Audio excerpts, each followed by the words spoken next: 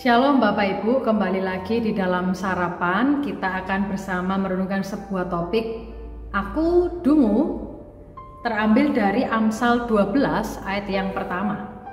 Siapa mencintai didikan, mencintai pengetahuan, tetapi siapa membenci teguran adalah dungu. Mari kita bersama berdoa.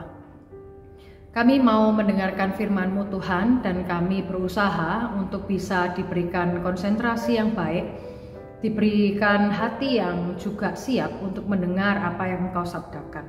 Maka berbicaralah kepada setiap kami ya Tuhan Yesus, karena kami hendak melakukannya dan merefleksikannya di dalam kehidupan ini. Demi nama-Mu kami berdoa. Amin. Bapak Ibu, beberapa hari yang lalu saya itu pergi jalan-jalan dengan teman saya ya. Nah, ketika pergi jalan-jalan, kami itu mengarah ke perempatan, kalau tidak salah toko Platter 3 Second gitu ya.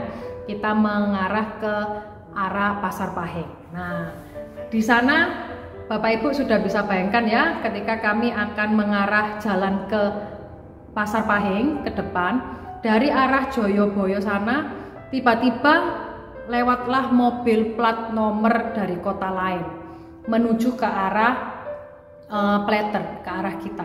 Nah, otomatis banyak orang yang menoleh dan stop. Woi, salah jalan, bukan ke situ. Akhirnya orangnya apa? Kembali ke arah yang Joyoboyo tadi. Nah, Bapak Ibu, di situ saya merenungkan Bapak Ibu, kenapa orang bisa menegur dengan spontanitas, langsung tanpa babi bu, ketika orang itu bukan menjadi bagian dari saudara, teman dekatnya, sahabatnya, ataupun rekan pelayanannya. Saya melihat bahwa karena orang itu adalah orang luar, orang asing yang tidak mereka kenal, sehingga kita dengan mudah bisa menegur mereka dengan cepat.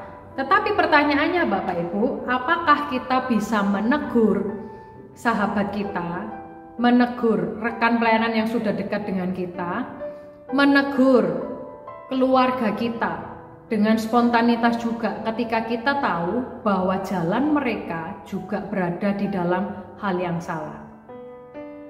Saya yakin itu tidak cukup mudah Bapak Ibu ya, karena kita berpikir ulang, berpikir dua kali bahwa mereka, orang-orang yang kita sayangi, akan terluka.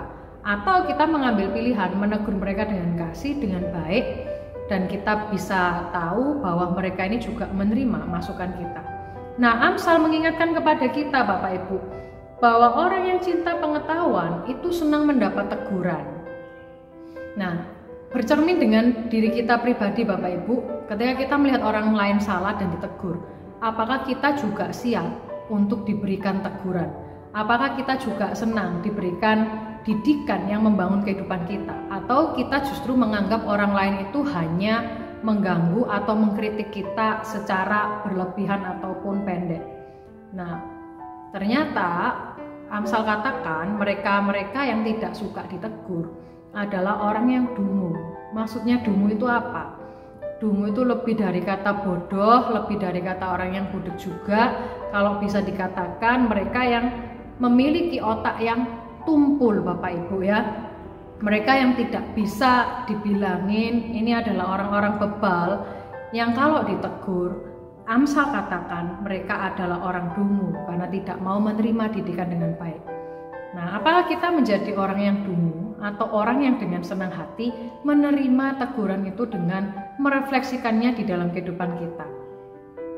Kiranya kita juga terus diingatkan Bapak Ibu bahwa teguran-teguran dan juga didikan, masukan yang baik itu kalau kita bisa memfilternya dengan sudut pandang bagaimana Allah ingin membentuk dan membangun kita, maka niscaya Bapak Ibu, kita ini akan semakin menjadi pribadi yang lebih baik, benar, utuh di dalam Tuhan. Nah, tinggal apakah hati kita ini memiliki hati yang lapang, hati yang bersedia untuk ditegur, atau malah kita menjadi orang-orang dungu. Nah, kiranya Tuhan boleh menolong setiap kita Bapak Ibu, untuk kita boleh diberikan pengertian dan pemahaman bagaimana kita menjalani didikan dari orang lain. Mari kita bersama berdoa. Tuhan, kami mengucap syukur ya Tuhan Yesus untuk hari ini di mana Tuhan masih membangunkan kami dan memelihara kami. Kami berdoa kiranya Engkau Tuhan yang senantiasa menopang dan menolong kami di sepanjang kehidupan kami, untuk kami bisa mengerti dan memahami apa yang menjadi firman-Mu. Lindungi dan sertai kami ya Tuhan, pimpin perjalanan kehidupan kami, karena kami tidak bisa berjalan tanpa arahan Tuhan. Demi Yesus Kristus kami berdoa. Amin. Sampai jumpa Bapak Ibu, Tuhan Yesus memberkati setiap kita.